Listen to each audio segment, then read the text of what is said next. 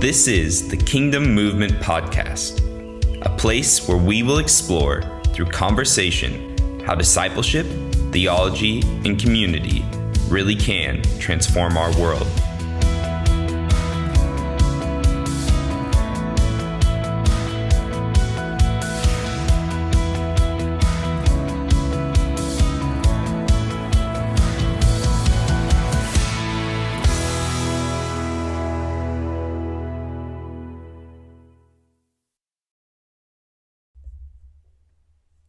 You have heard that it was said, "You shall not commit adultery." But I tell you that anyone who looks at a woman lustfully has already committed adultery with her in his heart.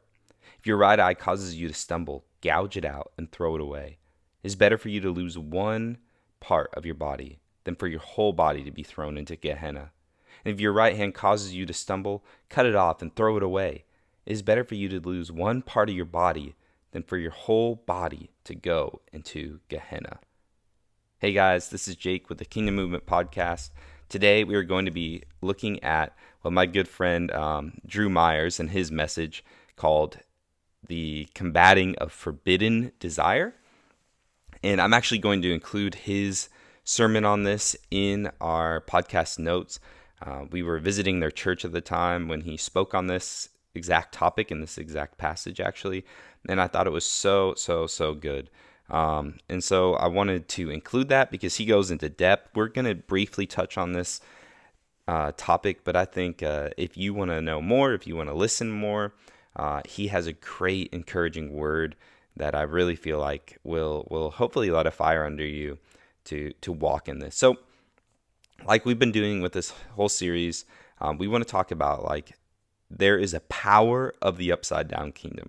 So when we talk about power, last week we talked about dealing with anger and learning how to reconcile, how to bring healing into our families, into our lives, into our relationships. Now we have to tap into the practice of being reconciling, peacemaking people.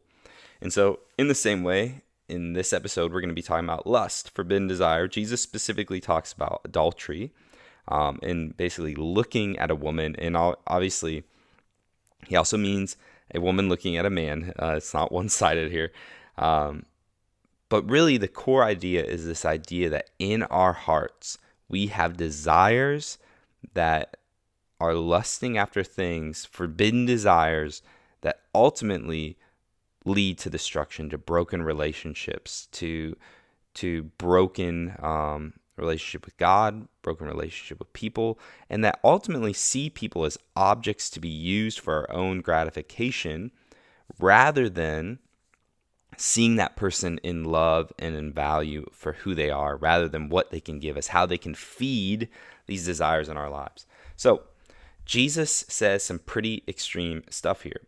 But I want to talk about first, when we talk about the world, what is the world's typical take on desire, on the things that we have in our heart and we want? And what I find super interesting, and I see this a ton in the States, and I do see it on UB's campus, and I see it in Botswana quite a bit too, with just the infidelity in marriage and the brokenness in relationships and family.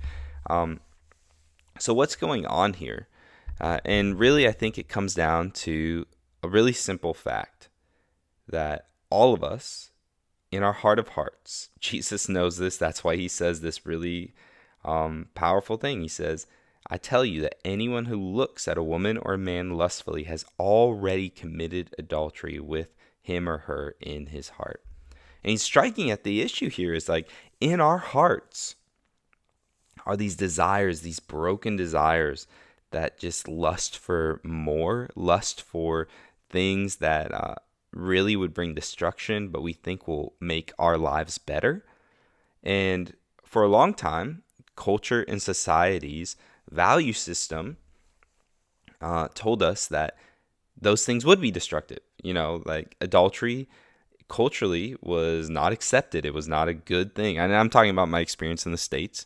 But more and more and more, there's been a shift in culture, and I believe there's a shift in Botswana as well, that it's almost wrong now to not indulge in the desires. And in fact, if there is someone trying to oppress your desires, they are actually the villain or the person in the wrong.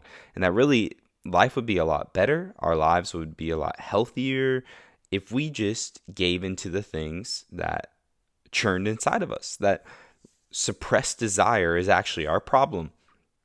That is the narrative that the world gives. And so, people look for that in, the consumption of, all sorts of things, whether it be pornography, alcohol, medication, in the validation of other people, in their work.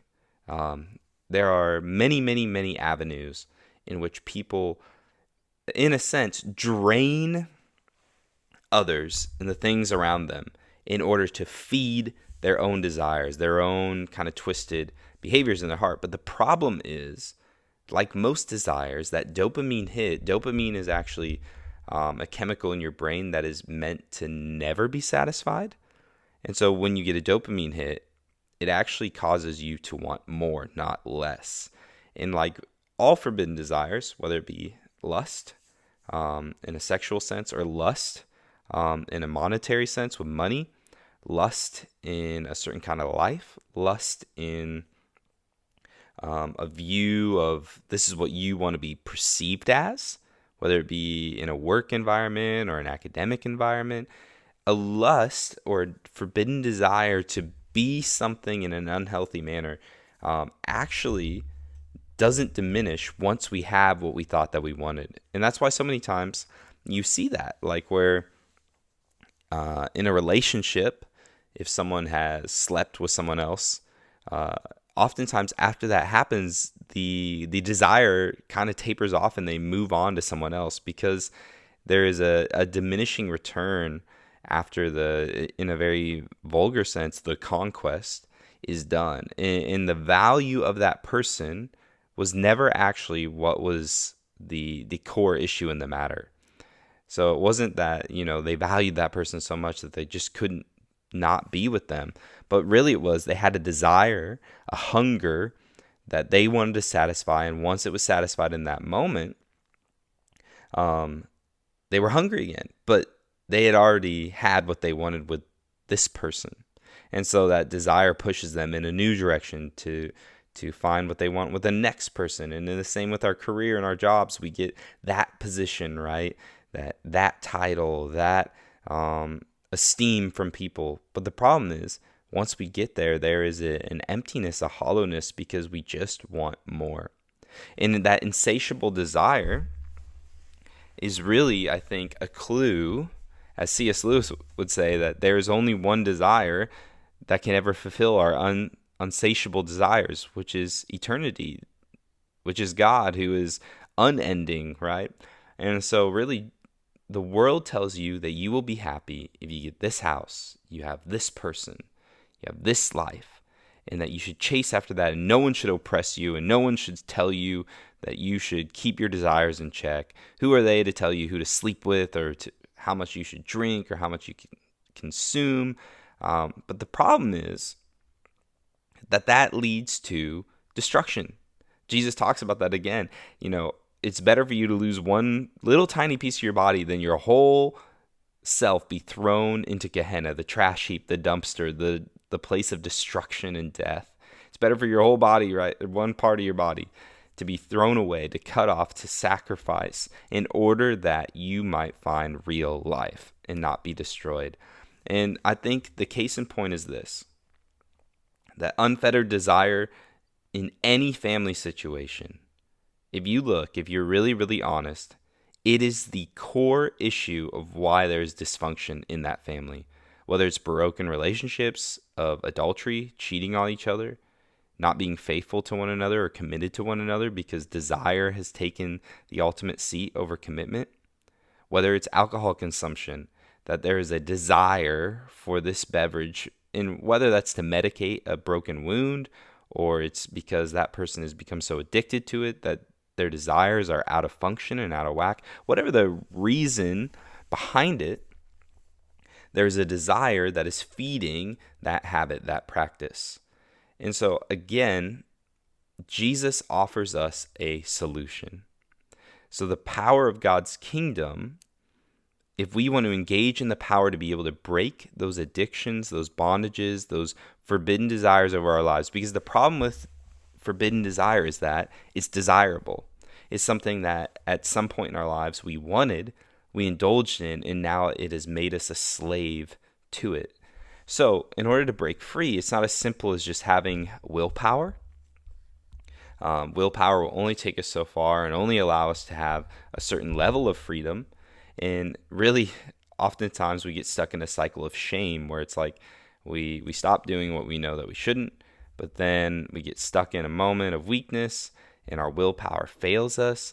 And so then we get back into kind of these old broken desires, but now we feel guilty because we know that we shouldn't be doing this. We don't want to indulge it, but somehow it still has a power over us, right? That it almost has a gravity in which we can't escape. So how do we break that, right? How do we engage the kingdom of God power to be able to set us truly free? And Jesus talks about, where the truth is, there's freedom. And so how do we engage in God's freedom? How do we engage in God's truth in a way that we are actually free, right? Because for most of us, it's not a flash in the pan moment where we are completely set free from lust and we never have a bad thought or a forbidden thought in our mind ever again, or that we're never tempted. But the reality is that Jesus is inviting us to understand that when it comes to forbidden desire, there is only one action. There's no flirting with it. There's no, putting it aside and saying, I think I can handle this on my own, or I think that as long as I am just really careful and, I don't, purposely go out of my way, I can still go to that place or see that person. I just know that I shouldn't talk to them, or I shouldn't text them, or I shouldn't do this or that. But Jesus doesn't really give us that middle ground because he knows that it doesn't work, that our forbidden desire, the core gravity of our slavery to that thing, will suck us in every time. So he gives us one solution, basically. He says, do whatever it takes to eradicate this from your life. And in Drew's message that I'll attach, he gives an example of a guy that was stuck in pornography. And, Drew basically told him, can you live without the internet? And the guy at first said, no, I can't. And Drew said, well, then you might not be able to get freedom. Eventually, that young guy that he was discipling came back and said, you know what, I'm willing to do this. And he actually did find freedom because he did a radical action to eradicate lust and forbidden desire from his life. And, that may not have to be forever. The internet doesn't have to be gone from his life forever. But for a solid, I think he said 4 or 5 months, that was the case. And so the question that Jesus poses to us is, are we willing to take extreme measures to break the chains of forbidden desire over our lives? Are we willing to do whatever it takes? Are we willing to take extreme measures to break the addiction power that social media has over our time in our lives? So many of us talk about we don't have time, or we're tired, or we just feel overwhelmed. But the reality is that we are consuming social media for 4, 5, 6, 7, 8, 9, 10, for some people 12 hours a day. That's a full-time job. That's more than a full-time job of just sitting there mindlessly scrolling and wasting our time. Are you willing to eradicate those things from your life to find freedom? Do you struggle with lust and pornography and sleeping around? Are you willing to brick your phone? Are you willing to not have the internet for 4 or 5 months and only have access to it in public places? And are you willing to not go to those places that you know is a temptation ground? Are you willing to take extreme measures to make sure that this doesn't happen? Because until you're willing, really the reality is that you will continue to be a slave to forbidden desire unless you're willing to share with other people, become vulnerable, open yourself up to the reality that you are who you actually are, not who you want to be when it comes to your perception of how you want other people to perceive you. who you actually are before God. All these things are really, really important in order for us to understand, like, we have to take extreme measures to defeat the power of lust over our lives. So I just want to encourage you guys, again, we're trying to keep these episodes short just for the sake of consumption, and we really want people to tune in, because I feel like the Sermon on the Mount is really the key for us to understand what it means to, in very kind of evangelist terms, unlock the power of the Holy Spirit. Because how we unlock God's power is by engaging his kingdom, by taking his practice, his ways seriously, and allowing the kingdom to meet us in the midst of our sacrificial obedience. So if you're struggling with forbidden desire, whether it's, unhealthy sexual practice and what you're putting before your eyes, or maybe there's unhealthy desires and the things that you crave, that you want, that you look for in security, or how you spend your time, Jesus's response to you is take extreme action to eradicate it from your life, and he will meet you in the midst of that. He will empower you, and he will help you to break the chains of bondage that are over you, and there is freedom in that life. All right, friends, I hope this is encouraging to you. Again, like I said last episode, this will only do so much until we are willing to put it into action. So find a friend, find an accountability buddy, find someone who also is struggling with this, and partner together to make it happen. You are not alone. Your desires, your things that you struggle with are not special to you. This is something that hundreds of thousands of millions of billions of people, every single human being that's on this planet, has desires that they struggle with to lay down at the cross, and many of them choose not to. Many of them choose to indulge them, and we see the brokenness of our world as a result. So friends, as the people of God, let's do what it takes to destroy forbidden desire in our lives so that we can live healthy, free, fulfilling, joy, and love-filled lives in a healthy manner. Love you guys, and we'll catch you on the next. Hey guys, this is Jake. If you are currently a university student on a campus in Botswana, we want to extend an invitation to you to get plugged into a discipleship group.